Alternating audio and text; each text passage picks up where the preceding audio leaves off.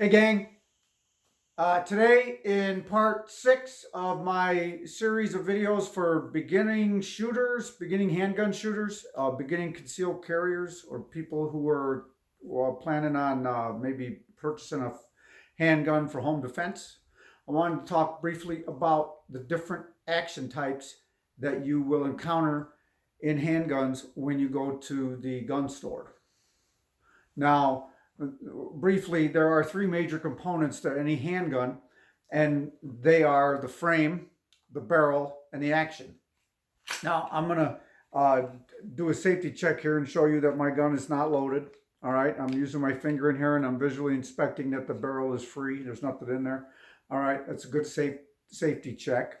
And I'm going to break this gun down with the takedown levers and show you that this is what the frame of the gun looks like. Okay, and we did talk about this. We showed this in some of my cleaning videos.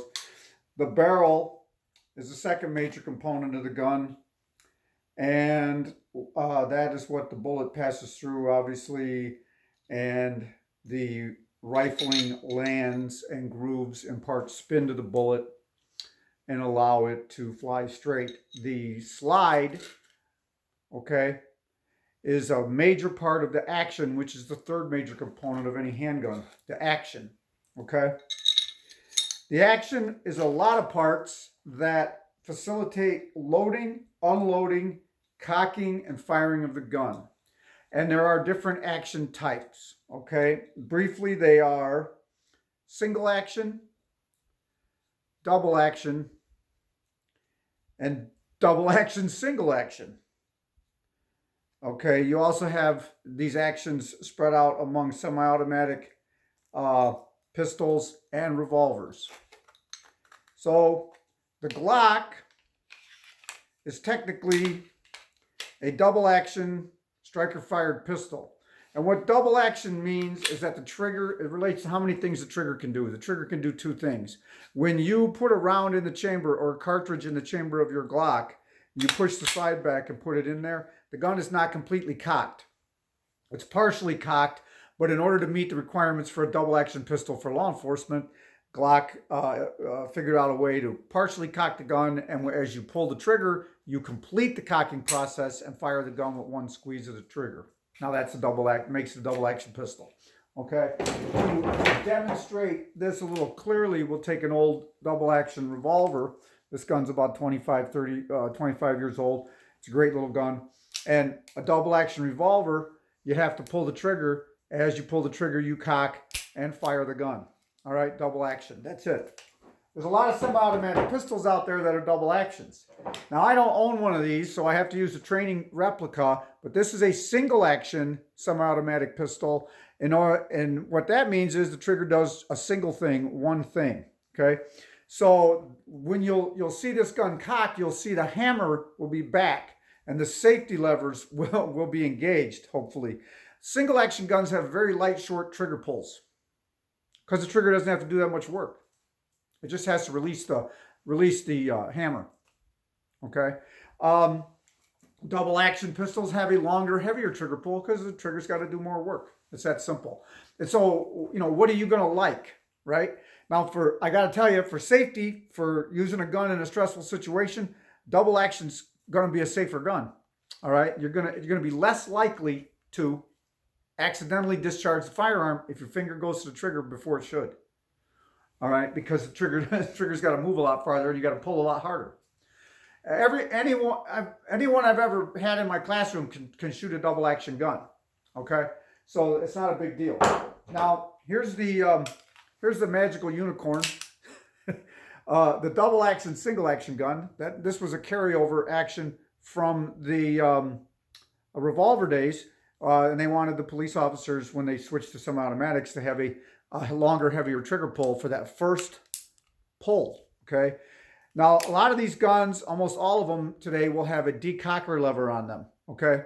It's also can also double as a safety, but there may also be an extra safety lever on that gun. This one has a decocker that doubles as a safety lever. All right. Safety levers, once again, are mechanical devices on guns that can fail. So you always got to keep your finger straight and you always got to keep the barrel pointed in a safe direction. Now, this gun is cocked. You can see the hammer back, and it would be in single action configuration. Okay. Now, I just did a safety check. I'll do it again. If you didn't notice, it's all good. I'm going to pull the trigger. All right. And you'll see the hammer fall. Trigger didn't have to work that hard. Just did one thing. Now, if we have racked the slide and put a round in the chamber, the hammer's cocked. And now we need to decock that hammer because we don't want to carry this gun around like that. So we're going to drop our decocker lever, and I'm going to put this with my shirt in the background so you can see the hammer fall. And that hammer will fall safely when we depress our decocker lever. The gun won't fire, okay? Now, once again, a decocker lever is a mechanical device that could fail, so you don't want to be, having your gun cocked and pointing your gun at something that you might kill and while you're using the decocker lever at any other time, right? You can't trust it, but it should work. They usually do. But anyway, that's the safest way to decock this gun. If you try to do it manually, with your thumb and by pulling the trigger, eventually the hammer will slip out of your thumb on the way down, and you'll have the trigger pulled, and the gun will fire. Okay, so use the decocker lever. That's what it's there for. If you want a double action, single action gun, that's what you're going to get. All right. Now the safety's on. When I pull the trigger, nothing happens at all.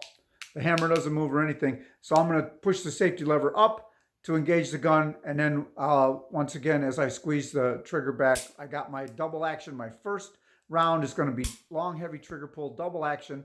Then the gun's going to cycle. And my subsequent rounds are going to be single action where the hammer's already back. Okay. So there you go. There's your 3 different action types. It's a personal preference. I personally love this gun, but I use it as a training aid. I don't really like guns that have a changing trigger pull on them, but they are safe, and a lot of people do, and a lot of people are very successful with them in competitions and whatnot. You just got to train with it and get used to it. I don't like them.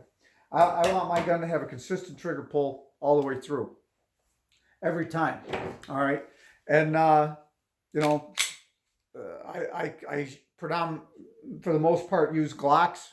I shoot Glocks simply because I like the way they feel in my hand, and they have a low bore axis, and it's more of a natural point for me to use a Glock, and my hands have gotten used to the way they feel, so I don't feel like changing. They work pretty well, and I don't need to change them. All right, action types. Questions, comments? Find me on Facebook. Put something in the comment section. Okay. Facebook, Russ Richards, or Sentinel Firearms Training LLC. All right. Let's stay safe out there.